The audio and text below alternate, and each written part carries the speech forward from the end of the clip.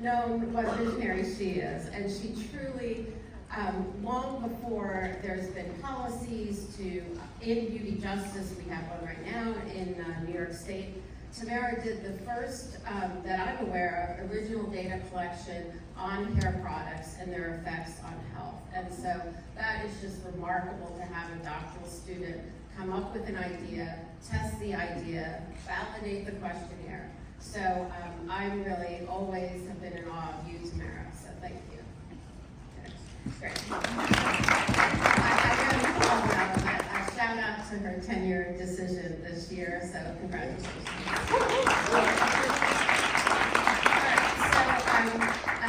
Indulge me if you will, this is a little verbose for the title, but again, we are really at this interesting moment with a lot of considerations with policy and regulation. So I thought, again, it's useful to think about where we were, and particularly to think about visionaries like Dr. Wittenberger.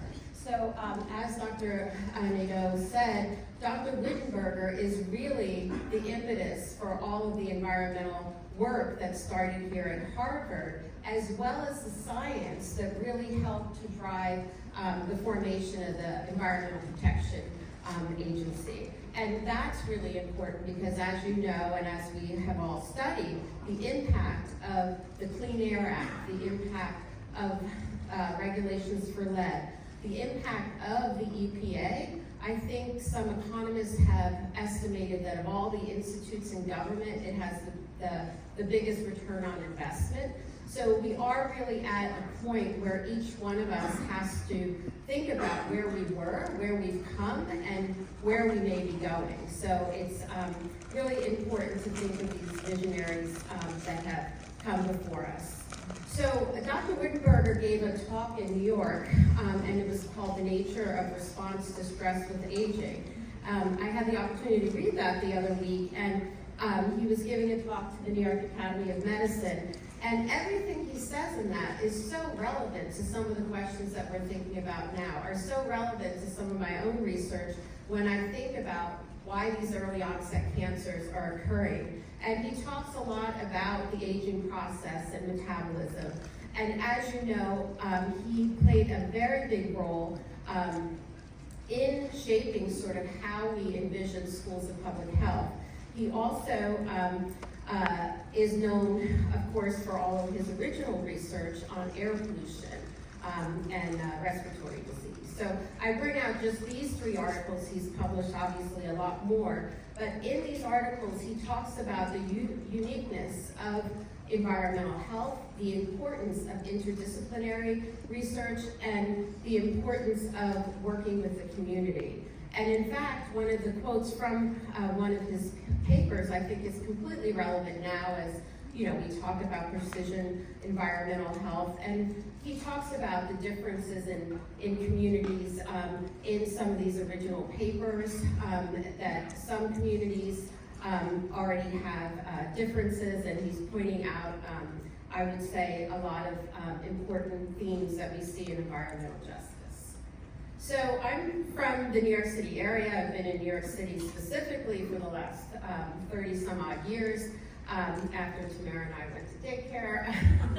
But suffice it to say, for those of you who have visited our great city, Boston and New York recently, we don't have the air quality that we used to have before the Clean Air Act, which is really largely because of the visionary science of people like Dr. Wittenberger, as well as, I would argue, another critically important aspect for all of us to do as scientists is to write to the broad public audience. And Rachel Carson has really been such an incredible example of how to take very difficult scientific concepts and make it readable to the public.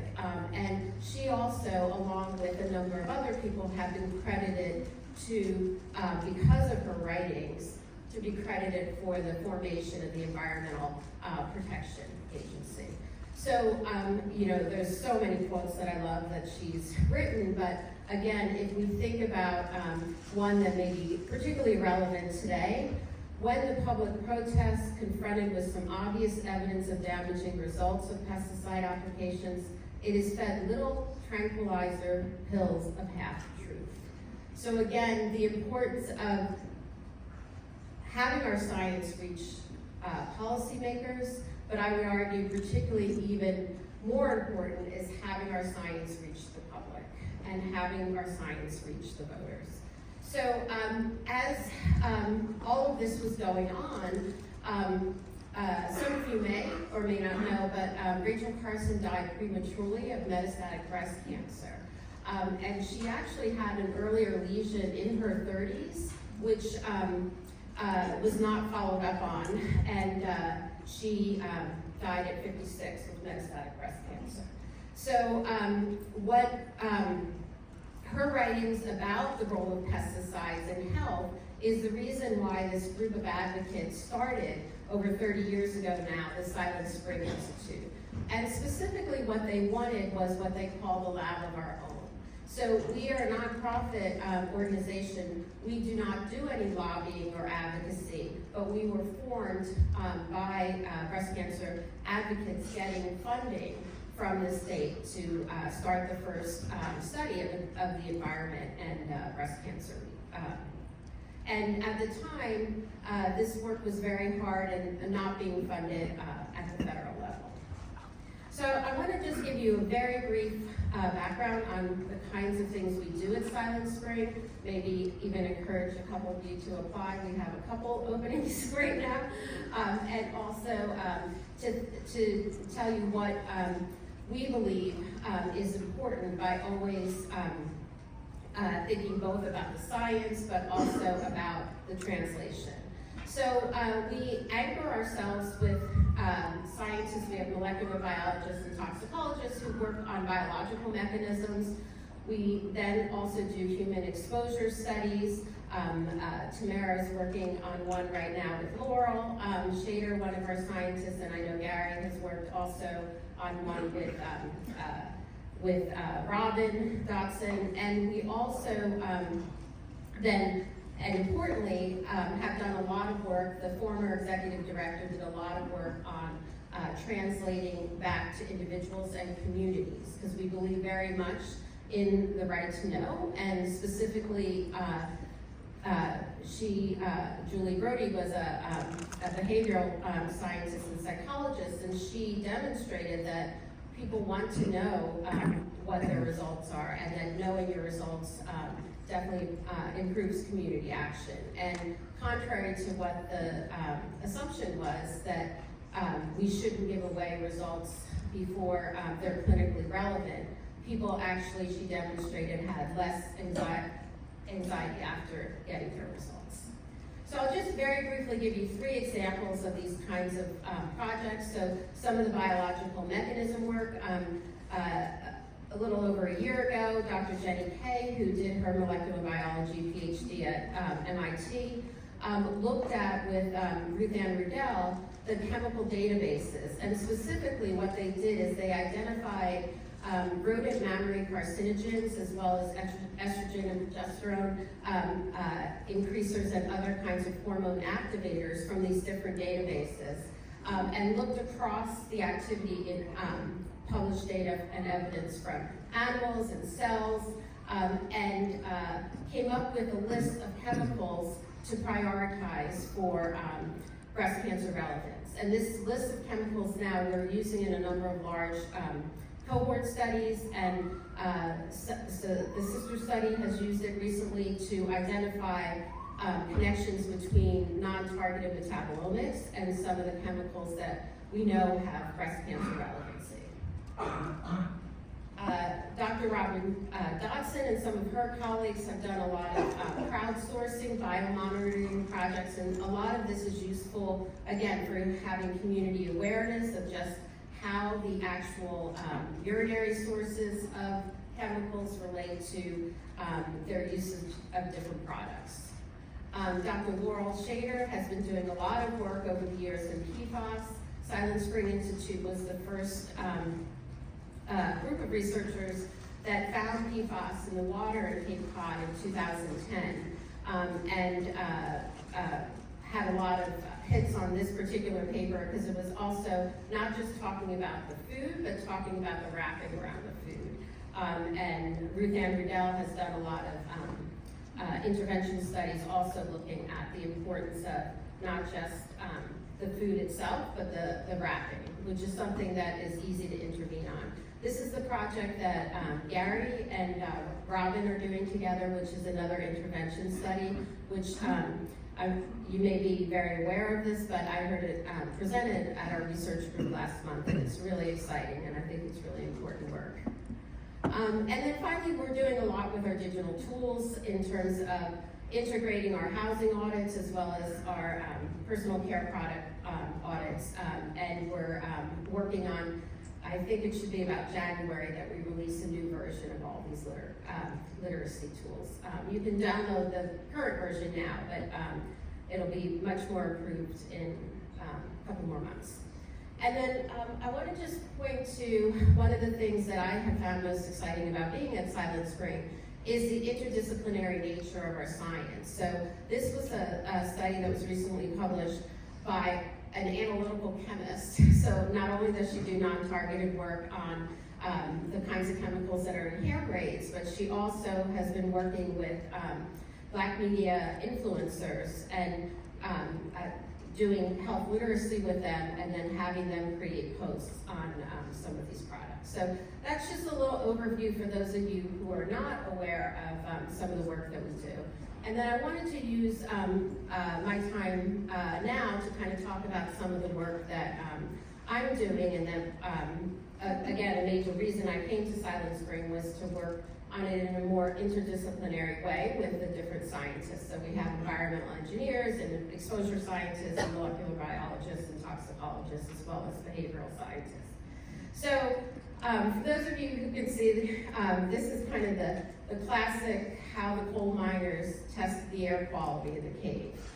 So they would have a canary, and they would bring the canary and see if the canary died or not. So this was the kind of crude way that air quality used to be tested.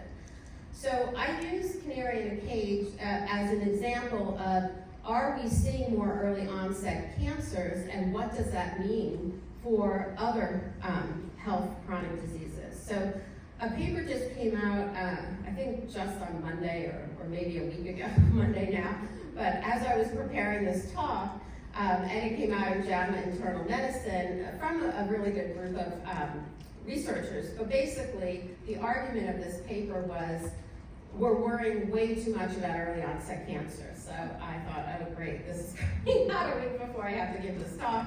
So, if you haven't heard about it, I'll tell you very briefly. The argument is that because of increased CT scanning, and because there has been over the last 30 years an increase in incidence, but what they're seeing, and what they argued, is that you don't see as big a drop in mortality, and so we're overscreening. And overscreening is a real problem in certain populations for the cancers we screen for, but we only screen for a handful of cancers, one being breast and another being colorectal. And so I read this paper. I'm going to respond to this paper. I think we have a few more weeks to respond, because we also published a paper just last week now in Cancer Research looking at this question. And so the argument is it a true increase, or is it because of more medical screening? And we had done earlier papers that had already convinced ourselves that it was more of a true increase, at least for the following cancers: breast cancer, colorectal cancer, and thyroid cancer.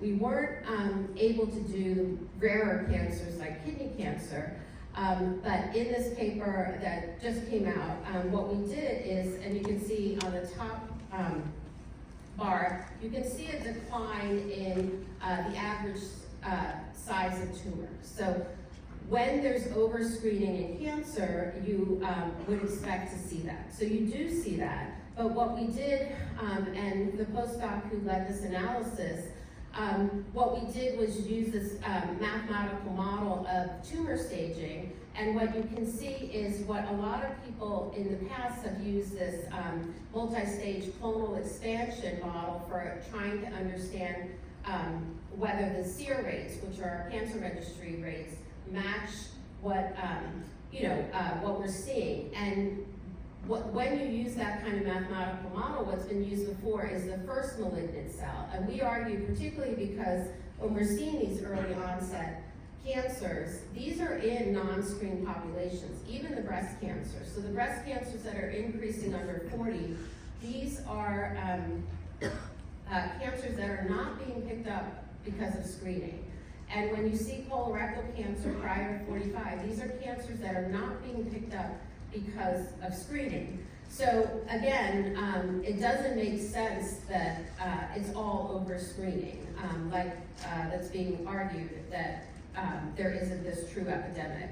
So instead, what we did was model mathematically what the question is, what we really want to know is when you get a clone of multiple malignant cells. So anyway, when you do that, it supports that the increase of these three cancers are true. So this is not what I'm going to talk to you about because I figured everyone would probably fall asleep right after lunch, but I wanted to bring that up because that other paper came out this week, and at least our research group does not believe that it's all because of more screening that we're seeing early onset cancers. Okay. I'm happy to talk about that though later if anyone wants to. So I'm going to go now into sort of the epi data. And here are epi data from the past 20 years. And what you can see is on the left-hand side are females, on the right-hand side are males. These are all incidence of adult cancers from 18 to 50, sorry. And what you can see is there is a rise across most of these cancers. Again, a lot of them are on the GI tract, colorectal, pancreatic. You can see though for women still on an absolute level have the burden of early onset cancer. So 2/3 of all cancers diagnosed under 50 are diagnosed in women. That has stayed steady for 30 years. So, and most of that is because of breast cancer. So in the paper that just got published, they didn't really focus on breast cancer because the increase in breast cancer here that I'm circulating is not as high as some of the other cancers that you're seeing with colon and rectum, but on an absolute scale, the burden again is in breast cancer and thyroid cancer. The other thing is, the other team that published in JAMA last week said that thyroid cancer is being overdiagnosed. And again, through that modeling paper, we show that thyroid cancer is actually a true increase, and you can see a lot of women are having increase in thyroid cancer. And again, if you're seeing late stage thyroid cancer, these are not because of screening. And that's, what we've been able to argue. And then just last year, both kidney cancer and thyroid cancer have been linked to PFAS contamination, so much so that it's recommended now by clinical guidelines that if you're in a heavy PFAS area, you should screen for thyroid and kidney cancer. So globally, it's the same sort of picture, very different than 30 years ago. 30 years ago, India used the #1 female cancer was cervical cancer, same in China. Now, pretty much all over the world, it's breast cancer. But again, just like in the US, global data, 2/3 of all cancers under 50 are diagnosed in women. So again, this is a very big gender disparity. What you can see though, these are increases over the last 30 years. It's increasing in all ages. Cancer is a disease of aging, so you have the most cancers up here in 70 and older. But if you zoom in, the rate of increase in younger people, so the relative change every year is much higher than any other age group. So we were looking here at just whether or not over the last 30 years, if there is this correlation between fertility rate and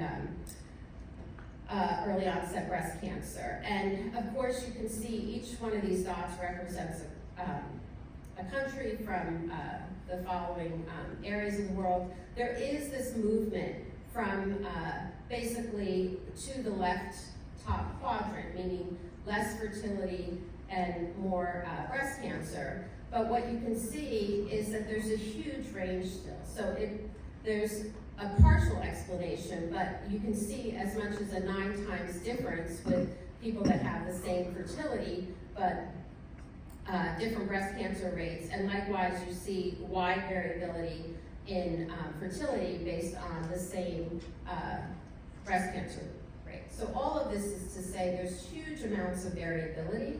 So just like the breast cancer advocates in the 90s who were tired of being told that the reason why they had breast cancer on Cape Cod was because of their fertility, you can see it's only a small part of the picture. And again, I always say pregnancy itself is not a carcinogen. It's a window of susceptibility, which we'll talk about in a minute, but again, what's happening in some of these countries. And Lebanon, there's a lot of work that's being done in terms of some of the environmental carcinogens there. So we looked a little further back because we were interested in this whole, rebutting the whole argument that it's just about fertility. So this is a map of starting in 1973, which is when we have the National Cancer Act and the War on Cancer under President Nixon. And you can see we see a steady increase. This is breast cancers under 40. And you know, it's bumpy because it's a single state, Connecticut. And I'll show you why we use Connecticut for this in a minute. But it's also under 40. So again, I would argue these early onset cancers are canaries in the cave because they're telling us, you know, what's going to happen at a much larger amount for the older people, but it's easier to detect in these younger people. So we have a decrease in parity, or the number of kids, and again, this is at the time, you know, birth control is increasing, and you can see parity and family size going down. But the Connecticut Tumor Registry was started by physicians who were worried about lung cancer increases in the state of Connecticut in the 1930s. So they argued, and they were advocates for more research, and with cancer, just like other diseases, the best research is started by having registries, because that's how you get, you know, quality data to know if something's increasing. So when we take the longer view and go all the way back to the 30s, and this, you know, the hills here represent the baby boom under different ages. So each of these, this is parity number of kids for people 20 to 24, and you can see how it goes up. So long before the baby boom, early onset breast cancer was going up in Connecticut.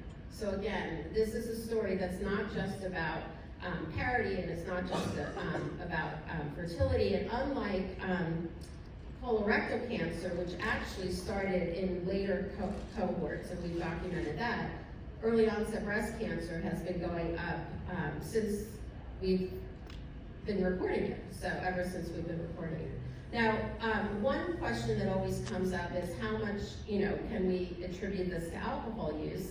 So we did an ecological study. The nice thing about being older is like everything you were told not to do, you can do. So like, we were always taught as epidemiologists that you should never do ecological studies. But now, you know, there's a lot of great data that you can do different kind of analyses and things like that. So we do a lot of temporal trend analyses. And we did separately look at something about binge drinking versus average daily drinking. So this is something that, again, some of it is, you know, the gender bias and how questionnaires sort of just keep repeating themselves. But binge drinking was never asked to women for many, many years because the idea or the thought or whoever developed the questionnaires, they didn't do what Tamara did, which is original research to figure out what kind of questions to ask. They just said, oh, well, I think I know the answer, so women don't binge drink, so they haven't asked it on questionnaires until quite recently. So there's 2 or 3 very large studies now that have supported independent association with binge drinking.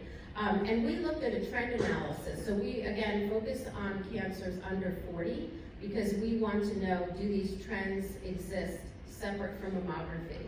And mammography is something that starts at 50 for most parts of the high-income countries and middle-income countries, not available for a lot of other countries. But in the US, for whatever reason, has been going back between 40 and 50 ever since I can remember, and it's hotly debated, and everybody wants to get the answer, but I think it's always going to be debated, because 40 to 50 is just a very hard time period to, for mammography, and there could be a lot of false positives and things. So, in any event, what we found specifically was that increases in binge drinking. So now, like, my kids who are just out of college are drinking less, but the early onset cancers that are getting cancer in their 30s and early 40s were at a period of drinking where during, I think it's started around 2000, 2004, women caught up to men. So, it might be a little later than that. But the point is, men used to drink used to do binge drinking 2 times more than women, and now there's many different age groups with women that they've caught up. So I sometimes say we don't have pay parity, but we have binge drinking parity, so isn't that great? So anyway, so you can see here what we did was we kept it specific to, we found the relationship specific rather to the luminal cancers, which is what we would hypothesize. So one possible explanation for some of these cancers that are going up is the binge drinking alcohol and alcohol in general. But what I really want to point out is that, again, like most cancers, it's multifactorial. And here is where I think it's important to think about that, even countries with very high fertility have an increase in early onset cancer. Body weight, which is associated with a number of the GI cancers, is not associated with early onset breast cancer. So again, we see, and a very powerful way to look at contrast is, these cancers that are increasing for very different reasons. And then it could be, alcohol consumption, but again, a lot of countries where women do not drink, it's not part of the culture, like a lot of the countries in the Middle East, are also seeing a very big increase in early onset cancer. So the important thing then is to think about when people are talking about an epidemic, and this is where geographic differences can be really helpful. We're looking at just a 10-year difference, so this is the first period of the century, the first 10 years, and this is 2011 to 2020. States that exist along this diagonal bar would be where you don't see any increase in early onset cancer. So what you can see is most of the states are increasing over time, but you see lower rates here in the West. The Northeast, which are in blue, are clustering up here. And then when you look specifically at statistically significant increases, there's 21 states that have been increasing. So again, we can gain some information because a lot of the patterns of the other risk factors are not changing as much in these states. So it's important, and it gives us clues to thinking about what's driving that variability. And for those of you who do a lot of genetics in cancer or are interested in that, some of these differences are much stronger than what we use in genetics, which is called a polygenic risk score. So that's something that people are talking about as using as a screening tool for finding some of these early onset cancers. But I would argue that place-based measures may be even more important for deciding where to screen in an age group where we don't have population-based screening. So over the last 20, 25 years, we've learned a lot more about susceptibility generally. So we've learned a lot more about genes, and again, I'm going to get more into somatic mutations, which we know are driven by either exogenous or endogenous changes within the body. And we've learned a lot about, specifically to breast cancer, what we call these windows of susceptibility. And that's specifically to say that you can get cancer any day of, the week, any year of your life. I'm totally a buzzkill at most parties when people ask me about cancer, but the reality is there's certain periods that you're much more susceptible. And this is important from a public health point of view because we've already shown that there's many things that people recommend and intervene on during the pregnancy period. So as we learn more and more about how these different chemicals can affect long-term health during the intrauterine period, that is a very important period of intervention. So most of the studies, unfortunately, in cancer have been done outside of windows of susceptibility. So what that has led to is that if you talk to most people, people who do guidelines, like at the International Agency for Research on Cancer, or people who do clinical guidelines, or clinicians generally, they will look at the body of literature, and there's hundreds of articles. And so people think there's no there. But when you look specifically at studies that have actually asked and answered a question related to chemical exposure during these certain windows when we know the breast is changing, the evidence is much more consistent. So this is where I would argue that sometimes we rush very much into cohorts because they're convenient and they're at the top of the heap, when maybe we should be thinking more about some ecological and case control studies. So we'll get into that in a minute.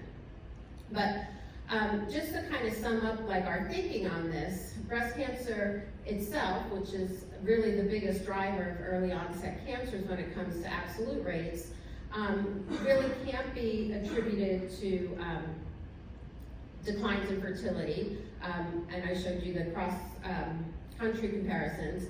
It can't be attributed, unlike colorectal cancer, to increases in body size because young onset breast cancer is not associated with larger body size. And when we looked at breastfeeding trends, I don't have time to get into it now, but they don't really match with the trends that we've been seeing over the last 100 years.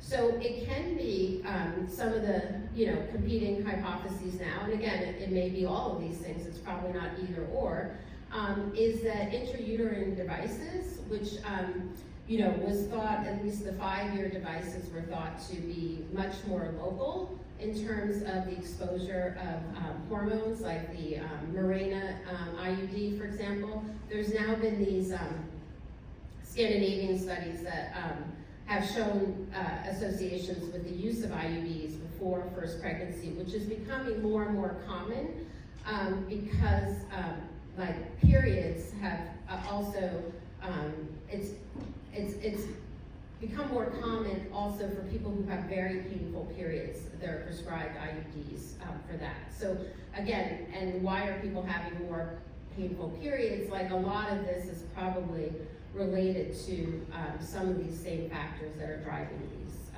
other kinds of trends in health.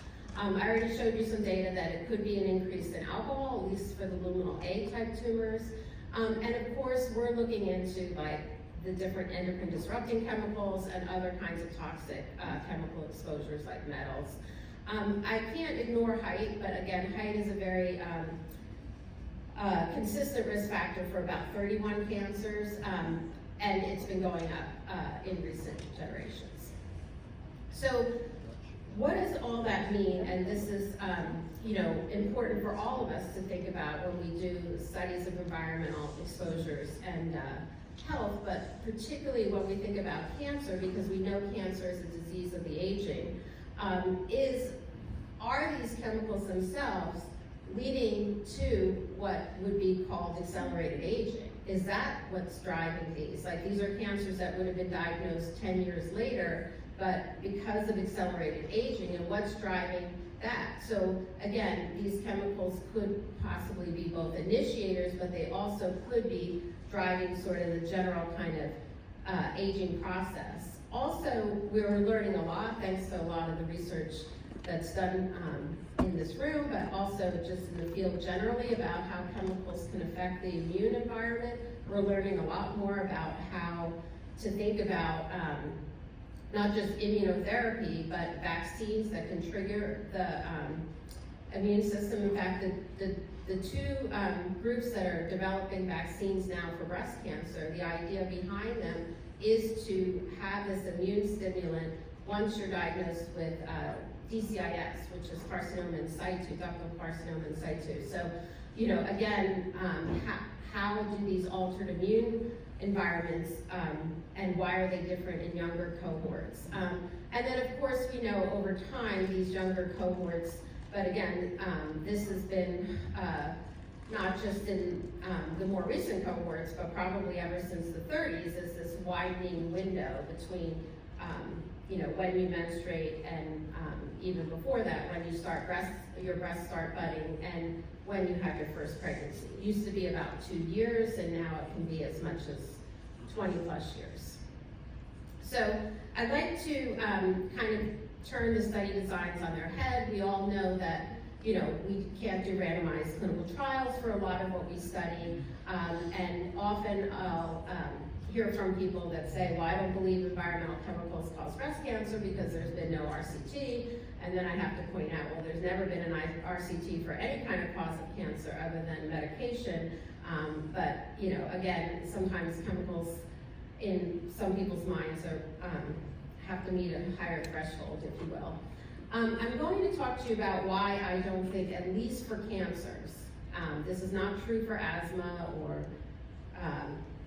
cardiovascular disease or other kinds of chronic conditions, diabetes probably, but I don't know. I do know cancer, which the long induction time, I think is a real problem for how we're looking at this in most cancer cohorts. So I would argue we really, especially for early onset, cancers have to go back to the case control study. So, and again, when we flip this on its head, we know just like when you try to take an RCT and you move it into the community, it doesn't have the same results it did in the clinic. We really want to get much, you know, much higher generalizability, but you're always giving up this inference. And this was kind of taught to me, I taught it to other people, that sort of thing, but now I think we really need to consider, are cohort studies really giving us the right inference for cancer? Okay, so I'm going to talk about that. So in public health, we always really learn that, you know, doing things where we shift the whole population, that's the best. But again, I would argue that maybe that's what we want to do for public health interventions, but in order to really get the answer of what's happening, we may need these kind of targeted samples. And again, we do this all the time in genetics. So, so of course, everyone is susceptible to cancer. We know that. Everyone's susceptible to breast cancer. Males are susceptible to breast cancer. So everyone's susceptible, but not everyone is equally susceptible. And this is something that we don't do enough of, I would argue, because we're often underpowered for the tails of the distribution. And the tails are really giving us a lot of important information that's relevant to the rest of the distribution. But we first have to find out, you know, whether or not we have consistent evidence. So when I started, things were really kind of behind, because we didn't even have the Human Genome Project yet, and we were all sort of taught this simple model, which is if we cared about alive people and saving a lot of people's health, we would focus on environmental factors. And if we wanted to study genes, we would focus on family-based studies, but that would only ever explain a portion of the pie. And so that's pretty much, you know, how cancer etiologies and epidemiology has been conducted for 100 years or so. And I know often cancer epidemiology, we learn that it started in the 50s with the famous lung cancer trials, but the first epidemiology studies were of breast cancer. They started in the 20s by a woman physician in the UK, and she found most of the breast cancers, risk factors that were reproductive, she found them back then. So not a lot of advances from the 1920s until the 1990s or so. So what you can see here is that we've used these family studies, and now there's many genes, over 1,200 for cancer. So what's important is when we think about the genes that cause cancer, and this schematic, you can see the size of the gene reflects the prevalence in that tumor. P53 is so important for lung cancer, and it's highly mutated. PI3 kinase is also very commonly mutated in breast cancer.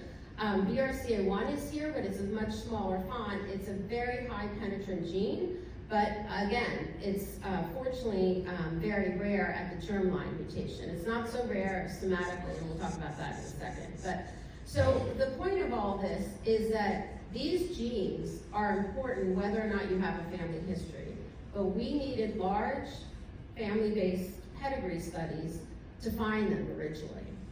And so I would argue that same approach needs to be taken for environment, because what we really want to get at is the gene-environment interactions. So this paper came out during the beginning of the pandemic, and I really like it because I feel like it explains very complex ideas in a very simple way. So what has the Human Genome Project and all sorts of other things taught us about cancer? Well, no cancer gene is 100% penetrant. So even if you inherit a cancer gene, there's not 100% probability you'll get cancer. And almost all of the germline mutated cancer genes, except for 4, are also mutated somatically, and much more common mutated somatically. And there's about another 300 or so, and the somatic mutations are here in yellow. So what does all this mean for cancer epi studies? So again, if you have a short induction time for the disease you're studying, you're lucky. But if you have a long induction time, this really matters, because most cancers happen after 60, 70, 80. But the germline burden goes down over time. So this is a log linear plot, but of course it goes, I'll show you in just a second, in a non-linear way. If you have a sister who has breast cancer and she's diagnosed with breast cancer when she's 80, that doesn't matter to your risk at all, but if your sister has cancer when she's in her 30s, that increases your risk, right? So when we're collecting a lot of cancers over here, but not measuring the somatic mutation burden at all, because you need the tissue to do that, and it's expensive, then we're wondering why all these gene-environment interactions not consistently replicated. So I would argue, if we really want to look at gene-environment interactions with germline, we have to move over to this part of the life course. So even even for the purpose of understanding early life factors interacting with germline mutations, we need these early onset cases. And so how can we think about this then? So one thing that's been shown over time now is that, if we say that this, and this is true for any cancer, this is kind of the shape of the curve. This is, the red dotted line is cancer. It's thought, biological aging goes down in a nonlinear way. And so what's very different though about this is you can see that what's in brown here are the somatic mutations. And those somatic mutations, which, many of them are mutated because of environmental exposures in our environment.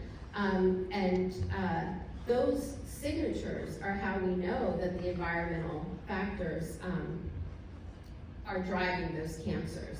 You can see that most, and it's been estimated at least half of these somatic mutations occur before the body is fully mature, so at like 25 or so.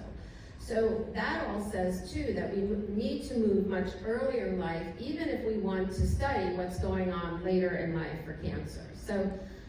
So my biggest issue with some of how cancer studies are done for female cancers, which is changing now because females are in a lot of occupations that have chemical exposures, like female firefighters. We're doing a very large study of early onset cancer in active duty military women because they have higher early onset breast cancer despite being a healthier population in the military. But this is where most cancer cohorts are. So most cancer cohorts, particularly cohorts of women, are not enriched for environmental exposures. And if you have enrichment for environmental exposure, you may not have to worry about enrichment for genetics. But if you don't, then I would argue that focusing on this tail of the distribution at least makes sure that you have people who are highly susceptible to look at these gene-environment interactions.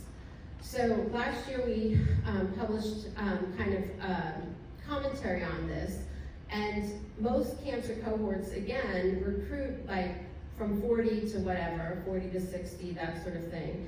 But we know that the bulk of these cancers are going to be driven by somatic mutations. So like most molecular biologists in cancer say that all cancer is genetic, and that's true, but what they mean is it's either from somatic mutations or germline. And so we're missing all of these people who are the most highly susceptible. So usually we say, if you've had another cancer, you can't be in this cohort. If you have lung disease or some other kinds of chronic conditions and you don't join a cohort, we're actually picking up sort of the healthiest of the healthy in these kind of cohorts, and we're picking up people who are mostly going to get their cancers because of somatic mutations, not from germline mutations. So it's a challenge, particularly in non-occupational epidemiology. So I would argue, it's not either or, but it's both. And so this kind of targeted approach, I think, at least for cancers, you need to think about this,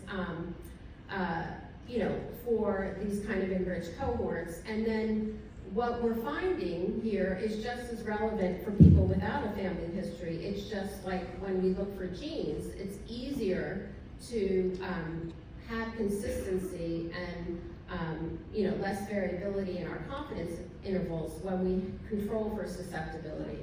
And then again, I would argue that these kind of case control studies are useful to think about because we can go backwards in time now with a lot of these large databases. And whereas, population-based approaches are certainly how you have to implement what you find from these. And I'm not going to talk about some of these other parts of the cancer control continuum right now. So for the last, I guess it's like 30 years now, we have run the Breast Cancer Family Registry. And so this will hopefully still say an international registry, but I've had to justify keeping 2 of the countries in recently. But in any event, what you can see here, and this is a cohort of, these are unaffected family members from our cohort. And what you can see is a wide variation in what you call absolute risk of cancer. And so these are all individuals that have a family history, but you can see that some have a pretty low risk of breast cancer and some have a very high risk. So these kind of enriched cohorts allow you enough statistical power to look at this tail. So look at the gene by E environmental interactions, but we also have enough people that are kind of average risk if we use this 1 in 8 kind of figure for lifetime risk. So these enriched cohorts allow you to look at gene environment interactions across this whole spectrum. And that's what we've done with a lot of different studies. And we're doing some more now with Here Lab. So when we kind of looked at the literature, again, there's lots of studies. It's just with cancer and with thinking about these windows of susceptibility and susceptibility generally, this review, and we're updating this now, showed that most studies that have been published in postmenopausal women where most cancers occur, But when you start looking at the findings from these studies, and these are just various different environmental chemical classes and things like that, that most of those studies were all positive. So again, much greater consistency, just like with windows of susceptibility, when we're conditioning on early onset cancer or cancer within families, again, much greater consistency than you see when you just take you know, an average kind of teacher's cohort, nurses cohort, that sort of thing. We published this kind of proof of principle a few years ago, looking at what happens when you measure someone's absolute risk of cancer. So this is based on a risk model using pedigree data. And then looking at, this is just an example with polycyclic aromatic hydrocarbons. And what you can see is there's a very strong gene-environment interaction where these are the people who are the most susceptible, and then these are the people who are most highly exposed. And the point of all this is, this was a nested case control study, but when you have control for susceptibility, then you can see odds ratios, even in these observational studies, that can't be explained by confounding bias or selection bias or information bias, because no amount of bias would bring something down to 1 from there. We just finished a replication in the larger cohort of that particular finding, and you can see a very strong gene-environment interaction with the cancer cases that were under 50 that is still present over 50, it's just much more subtle. So again, it's not saying that these are, findings are not relevant for people over 50, they are. It's just under 50, again, it's much stronger so that you can rule out, you know, bias in contributing to these associations. So just to recap, I would argue you need to consider the impact of underlying susceptibility, particularly for these common exposures that we see every day and you know, that are we're exposed to all the time. And in the case of environmental exposures for breast cancer as well as breast density, it's more consistent when we consider these windows of susceptibility. And then finally, just like with genes, these results from enriched cohorts are still relevant to those without a family history.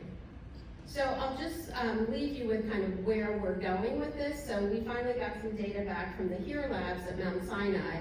And so we're doing 2 kinds of studies, one nested case control study and one larger one looking at how these different chemicals, and we were able to look at a set of different chemicals based on the way we had stored our bloods, but and then how they affect outcomes after diagnosis.